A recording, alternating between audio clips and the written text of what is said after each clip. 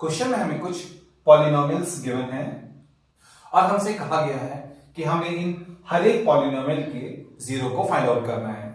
Students, आपने याद रखना है कि जब भी हमसे किसी पॉलिनोमियल के जीरो को फाइंड आउट करने के लिए कहा जाए तो हम उस पॉलिनोमियल को जीरो के इक्वल रखते हैं। पॉलिनोमियल को जीरो के इक्वल रख करके हम उस पॉलिनोमियल के वेरिएबल की वैल्यू को फाइंड आउट करते हैं और हमें जो वेरिएबल की वैल्यू मिलता है वही उस पॉलिनोमियल का जीरो होता है। तो इसी प्रोसेस से हम इन हर एक पॉलिनोमियल के जीरो को फाइंड आउट करेंगे। तो चलिए सॉल्यूशन स्टार्ट करते हैं।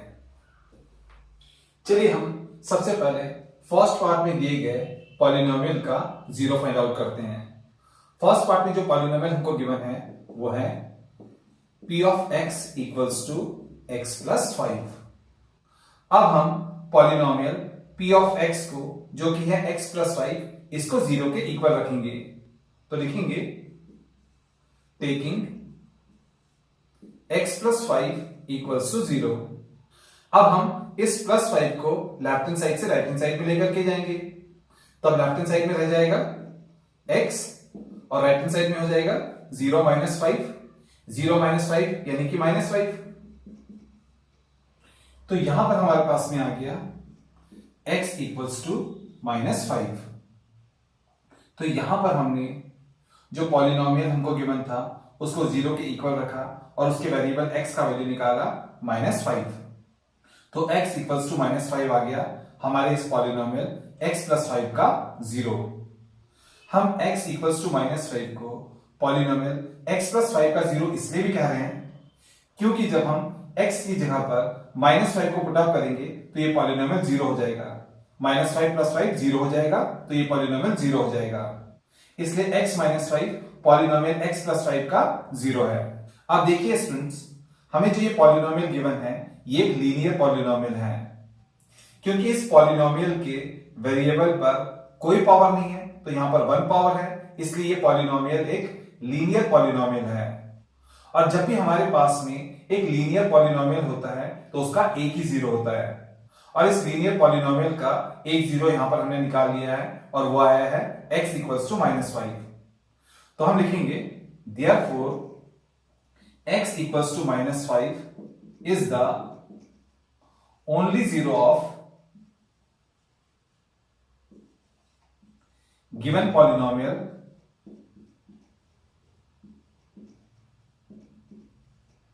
p of x जो कि है x प्लस 5। तो ये आ गया हमारे फर्स्ट पार्ट का फाइनल आंसर। चलिए अब हम सेकेंड पार्ट को सॉल्व करते हैं। सेकेंड पार्ट में जो हमको पॉलिनोमियल गिवन है वो है p of x equals to x minus 5। हमें इस पॉलिनोमियल का जीरो निकालना है तो हम इस पॉलिनोमियल को जीरो के इक्वल रखेंगे। तो लिखेंगे taking x minus 5 equals to 0। अब हम माइनस 5 को लेफ्ट हैंड साइड से राइट हैंड साइड में लेकर के जाएंगे। राइट हैंड साइड में हो जाएगा 0 प्लस 5। तब हमारा ये इक्वेशन हो जाएगा x equals to 5। x equals to 5 इस पॉलिनोमियल x माइनस 5 का जीरो इसलिए भी है क्योंकि जब हम x की जगह पर 5 को पुट अप करेंगे तो 5 माइनस 5 जीरो हो जाएगा। इसलिए x माइनस 5 का जीरो है x इक्वल्स टू 5। क्योंकि x माइनस 5 एक लीनियर पॉलिनोमियल है इसलिए इस पॉलिनोमियल का सिर्फ एक ही जीरो होगा जो कि है x इक्वल्स टू 5। तो हम लिखेंगे therefore x equals to 5 is the only zero of given polynomial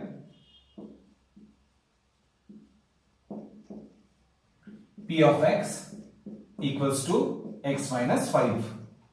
तो ये आ गया हमारे सेकेंड पार्ट का फाइनल आंसर।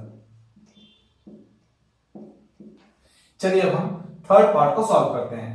थर्ड पार्ट में जो हमको पॉलिनोमियल गिवन है वो है p of x equals to twice of x plus 5। अब हम इस पॉलिनोमियल को जीरो के इक्वल लेंगे तो लिखेंगे taking twice of x plus 5 equals to 0।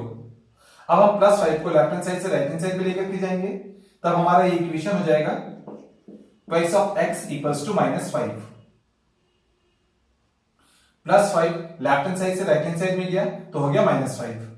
2 x के साथ में मल्टीप्लाई हो रहा है, तो जब हम 2 को लेफ्ट हैंड साइड से राइट हैंड साइड में लेकर के जाएंगे तो ये 5 के नीचे डिवाइड में आ जाएगा। तो हमारा ये इक्वेशन हो जाएगा x इक्वल्स टू -5/2। तो यहां पर हमने इस पॉलिनोमियल को 0 के इक्वल रख करके x का वैल्यू निकाला -5/2। अब अगर हम इस x की जगह पर -5/2 को पुट अप करेंगे तो ये पॉलिनोमियल 0 हो जाएगा, इसलिए x इक्वल्स टू -5/2 इस पॉलिनोमियल का 0 है। और क्योंकि इस पॉलिनोमियल में x पर कोई पावर नहीं है तो 1 पावर है, इसलिए ये लीनियर पॉलिनोमियल है। और हर एक लीनियर पॉलिनोमियल का सिर्फ एक ही जीरो होता है, तो इस लीनियर पॉलिनोमियल का एक जीरो हमने यहां पर निकाल लिया x इक्वल्स टू -5/2। तो ये आ गया हमारे इस पॉलिनोमियल का ओनली वन जीरो, जो कि है x इक्वल्स टू -5/2। तो हम लिखेंगे therefore x equals to -5/2 is the only zero of given polynomial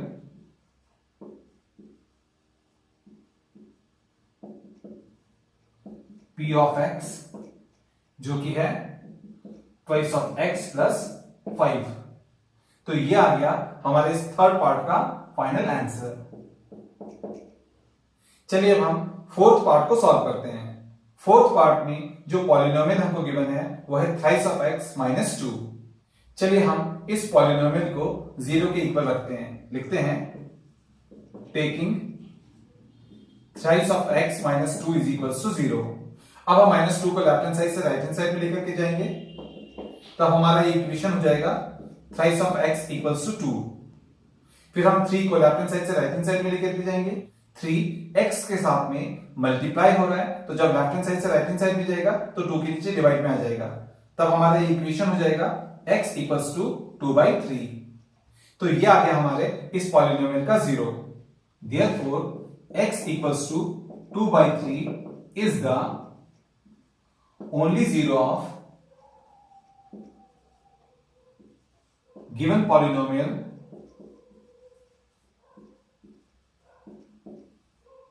p of x, जो कि है थ्राइस ऑफ x माइनस 2। तो ये आ गया फोर्थ पार्ट का फाइनल आंसर। चलिए अब हम फिफ्थ पार्ट को सॉल्व करते हैं। फिफ्थ पार्ट में जो पॉलिनोमियल हमको गिवन है वो है थ्राइस ऑफ x। चलिए अब हम इस पॉलिनोमियल को 0 के इक्वल रखते हैं, लिखते हैं taking thrice of x equals to 0। अब हम इस 3 को लेफ्ट हैंड साइड से राइट हैंड साइड में लेकर के जाएंगे, 3x के साथ में मल्टीप्लाई हो रहा है, तो जब लेफ्ट हैंड साइड से राइट हैंड साइड में जाएगा तो ये 0 के नीचे डिवाइड में चला जाएगा, तब हमारा ये इक्वेशन हो जाएगा x इक्वल्स टू 0/3। अब 0/3 होता है 0, तो हमारे पास में x आएगा 0। तो ये आ गया हमारे इस पॉलिनोमियल का 0। अब क्योंकि हमारा जो ये पॉलिनोमियल है ये एक लीनियर पॉलिनोमियल है, इसलिए इसका एक ही 0 होगा, जो कि है x इक्वल्स टू 0। तो हम लिखेंगे therefore x equals to 0 is the only zero of the given polynomial p of x, जो कि है थ्राइस ऑफ x। तो ये आ गया हमारे इस फिफ्थ पार्ट का फाइनल आंसर। चलिए अब हम सिक्स्थ पार्ट को सॉल्व करते हैं। सिक्स्थ पार्ट में जो पॉलिनोमियल हमको गिवन है वो है p of x equals to ax। ax हमारा पॉलिनोमियल है और हमें कहा गया है कि a इक्वल्स टू 0 नहीं है, ठीक है। तो हम ये मान करके चलेंगे कि a 0 नहीं है, ठीक है। चलिए अब हम इस पॉलिनोमियल को 0 के इक्वल रखते हैं, लिखते हैं टेकिंग ax इक्वल्स टू 0। अब हम a को लेफ्ट हैंड साइड से राइट हैंड साइड में लेकर के जाएंगे, a x के साथ में मल्टीप्लाई हो रहा है, तो जब हम a को लेफ्ट हैंड साइड से राइट हैंड साइड में लेकर के जाएंगे तो ये 0 के नीचे डिवाइड में आ जाएगा, तब हमारा ये इक्वेशन हो जाएगा x equals to 0/a। 0/a होता है 0, तो हमारे पास में x आएगा 0। तो यहां पर हमने पॉलिनोमियल को 0 के इक्वल रख करके पॉलिनोमियल का 0 निकाला x इक्वल्स टू 0। और क्योंकि हमारा पॉलिनोमियल एक लीनियर पॉलिनोमियल है, इसलिए इसका एक ही 0 होगा, जो कि है x इक्वल्स टू 0। तो हम लिखेंगे therefore x equals to 0 is the only zero of given polynomial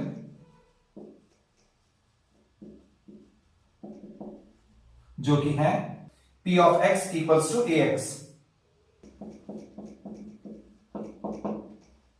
तो ये आ गया हमारे इस 6th पार्ट का फाइनल आंसर। चलिए अब हम 7th पार्ट को सॉल्व करते हैं, ठीक है। 7th पार्ट में जो पॉलिनोमियल हमको गिवन है वो है cx प्लस d, और हमसे कहा गया है कि जो c है वो इक्वल टू 0 नहीं है एंड जो c एंड d है वो रियल नंबर्स हैं, ठीक है। अब क्योंकि हमने इस पॉलिनोमियल का 0 निकालना है तो हम इस पॉलिनोमियल को 0 के इक्वल रखते हैं। लिखेंगे taking cx plus d equals to 0।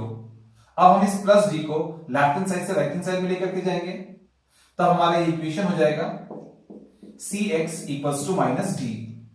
अब हम इस c को लेफ्ट हैंड साइड से राइट हैंड साइड में लेकर के जाएंगे। c x के साथ में मल्टीप्लाई हो रहा है, तो जब हम c को लेफ्ट हैंड साइड से राइट हैंड साइड में लेकर के जाएंगे तो ये माइनस d के नीचे डिवाइड में आएगा, ठीक है। तब हमारा ये इक्वेशन हो जाएगा x equals to minus d upon c। हम इस पॉलिनोमियल को 0 के इक्वल रख करके इसका 0 निकाला, x equals to minus d upon c।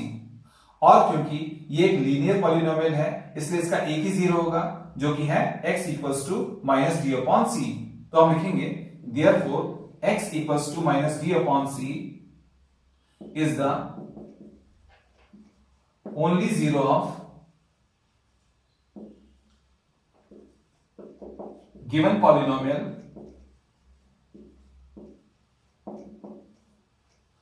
p of x equals to cx plus d।